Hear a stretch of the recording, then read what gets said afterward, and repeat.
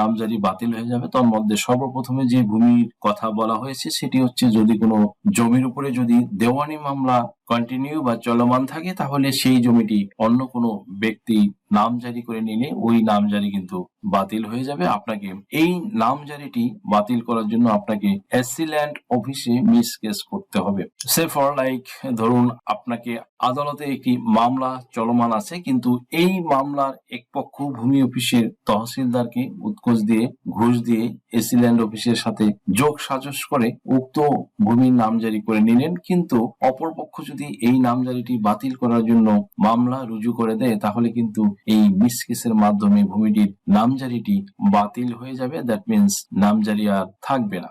সুপ্রিয় দর্শক মন্ডলী, সেকেন্ড থিং যে নিয়মটি আছে সেটি হচ্ছে, ভূমির দখলে না থাকতেই আপনি একটি জমির নামজারি করে নিয়েছেন এবং দেখা গেছে যে উক্ত জমিটির দখলে অন্য কোনো ব্যক্তি রয়েছে, আপনি কিন্তু এই নামজারি টিকিয়ে রাখতে পারবেন না।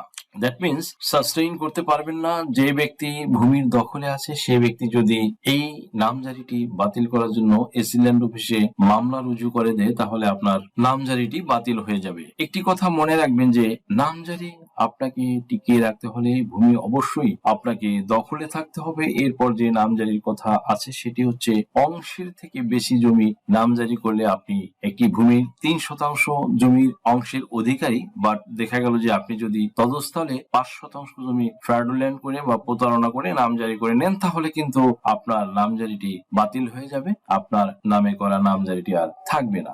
সুপ্রিয় দর্শক মন্ডলী, এরপর যে নামজারির কথা বলা আছে সেটি হচ্ছে, দলিলের দাগ নম্বর যদি ভুল থাকে, দ্যাট মিনস আপনি একটি দলিল করেছেন, সেই দলিল দিয়ে আপনি নামজারি করেছেন, বাট আপনি যে জমিটি দখল করে আছেন অ্যাজ ওয়েল অ্যাজ যে জমিটি আপনি নামজারি করে নিয়েছেন তার দাগ নম্বর বলতে গেলে পুরোপুরি ভুল ছিল।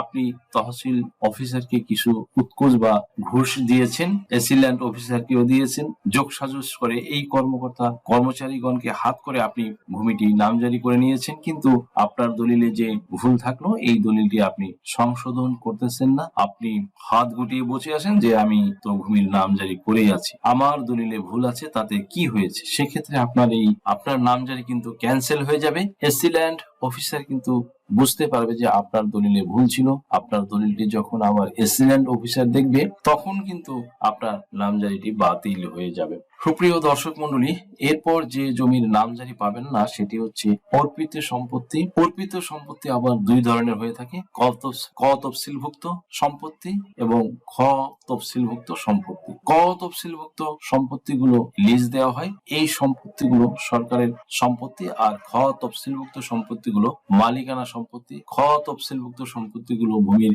মালিক গিয়ে যদি কাগজপত্র দেখায়, তাহলে কিন্তু এই ভূমিগুলো নামজারি দিয়ে দেবে, কিন্তু খ তফসিলভুক্ত সম্পত্তিগুলো, এই সম্পত্তিগুলো হচ্ছে সরকারি সম্পত্তি, এই সম্পত্তিগুলো কিন্তু আপনি নামজারি করাতে পারবেন না। আপনি ভূমি অফিসের কর্মকর্তা কর্মচারীগণকে যদি টাকা পয়সা ঘুষ দিয়েও নামজারি করে থাকেন, তাহলে এই ক তফসিলভুক্ত সম্পত্তিগুলো অটোমেটিক্যালি নামজারি বাতিল হয়ে যাবে। এরপর যে সম্পত্তি আসে সেটি হচ্ছে খাস সম্পত্তি। খাস সম্পত্তি কিন্তু আপনি কখনোই নামজারি করে নিতে পারবেন না। এবার দেখা যাক খাস সম্পত্তি আসলে কাকে বলে। যে সম্পত্তিগুলো 1 নম্বর খতিয়ানে থাকে, যে সম্পত্তিগুলো ডেপুটি কমিশনার বা ডিসি সাহেব এমনকি সরকার কর্তৃক নিয়ন্ত্রণাধীন থাকে, যে সম্পত্তিগুলো মালিক এক্স্যাক্টলি জেলা কালেক্টর হয়, এই সম্পত্তিগুলোই বেসিক্যালি খাস সম্পত্তি।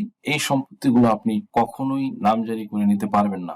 আর সম্পত্তি খাস হয় 1950 সালের রাষ্ট্রীয় অধিগ্রহণ ও প্রজাস্বত্ব আইনের সেকশন 86, 87, 90, 91 এন্ড 92 অনুযায়ী সবগুলো খাস হয়ে যায়। এরপর হচ্ছে আপনার যে সম্পত্তিগুলোর নামজারি বাতিল হয়ে যায় এবং যে সম্পত্তিগুলো নামজারি আপনি কখনোই পাবেন না, তা হচ্ছে যে কোনো সংস্থার সম্পত্তি।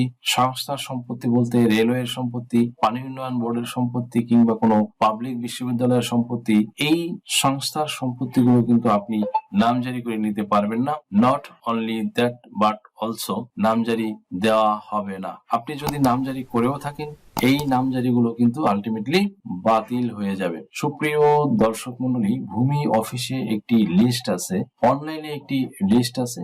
আপনি ভূমিটি যখন নামজারি করতে যাবেন, তখন অনলাইনে যে লিস্ট আছে আপনার দাগ নম্বর দিয়ে সার্চ দিলেই কিন্তু আপনার সেটি দৃষ্টিগোচর হয়ে যাবে যে এই সম্পত্তিটি রেলওয়ের সম্পত্তি, পানি উন্নয়ন বোর্ডের সম্পত্তি, না কোনো সংস্থার সম্পত্তি, প্রতিষ্ঠানের সম্পত্তি। এই সম্পত্তিগুলো আপনি কোনো অবস্থাতেই নামজারি করতে পারবেন না, আপনাকে কোনোভাবেই নামজারি দেওয়া হবে না। এই সম্পত্তিগুলো আপনি যদি নামজারি করে থাকেন তাহলে এই নামজারিগুলো আলটিমেটলি বাতিল হয়ে যাবে। এরপরে যে সম্পত্তির কথা বলা আছে তা হচ্ছে যে সম্পত্তির আপনি নামজারি পাবেন না, সেটি হচ্ছে রেকর্ডবিহীন জমি, অর্থাৎ সর্বশেষ রেকর্ড যদি আপনার না থাকে, আপনার এলাকায় যে রেকর্ড অনুযায়ী খাজনা নেওয়া হচ্ছে সে রেকর্ড অনুযায়ী ভূমি উন্নয়ন কর বা এলডিটি বা ল্যান্ড ডেভেলপমেন্ট ট্যাক্স দেওয়া হচ্ছে, এই রেকর্ড যদি আপনার না থাকে তাহলে কিন্তু এই সম্পত্তি আপনি কোনো অবস্থাতেই নামজারি পাবেন না। আপনাকে কোনো অবস্থাতে এই সম্পত্তির নামজারি দেওয়া হবে না। আপনি যদি রেকর্ডীয় সম্পত্তির নামজারি ইতিপূর্বে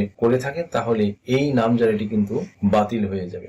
যে ব্যক্তির নামে নামজারি হয়ে গেছে সেই ব্যক্তি যদি আপনার নামজারি বাতিল করার জন্য ভূমি অফিসে মিসকেস বা বিবিধ মামলা করে থাকে তাহলে আপনার নামজারিটি আলটিমেটলি বাতিল হয়ে যাবে। সুপ্রিয় দর্শক মণ্ডলী, আমি যে 10 ধরনের নামজারির কথা বললাম, এই 10 ধরনের জমি আপনার যদি থাকে আর আপনি যদি এই 10 ধরনের জমির নামজারি করে থাকেন তাহলে এই নামজারিগুলো বাতিল হয়ে যাবে। আর নামজারিগুলো বাতিল হয়ে গেলে তখন কিন্তু আপনি বড় ধরনের সমস্যায় পড়ে যাবেন। তাই আপনি যদি এরকম কোনো জমি নামজারি করে থাকেন তাহলে নামজারিটি কিভাবে সঠিক করা যায়, কিভাবে আপনার জমি আপনার নিজ নামে অ্যাকুরেটলি মিউটেশন করে নেওয়া যায়, সেই পদ্ধতি অবলম্বন করে সেই প্রসিডিউর অনুযায়ী জমিটি অ্যাকুরেট ভাবে আপনার নিজ মালিকানায় নিয়ে সকল কাগজপত্র সঠিক করে আপনি জমি ভোগ দখলে থাকেন। সুপ্রিয় দর্শক মন্ডলী, আজকের ভিডিওটি থেকে আশা করি সামান্যতম হলেও উপকৃত হয়েছেন।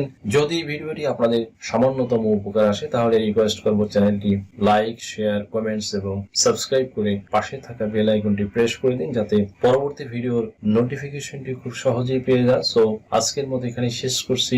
দেখা হবে অন্য কোনো দিন, অন্য কোনো ভিডিওতে, অন্য কোনো আইনি কন্টেন্ট নিয়ে। সেই পর্যন্ত সকলে ভালো থাকুন, সুস্থ থাকুন।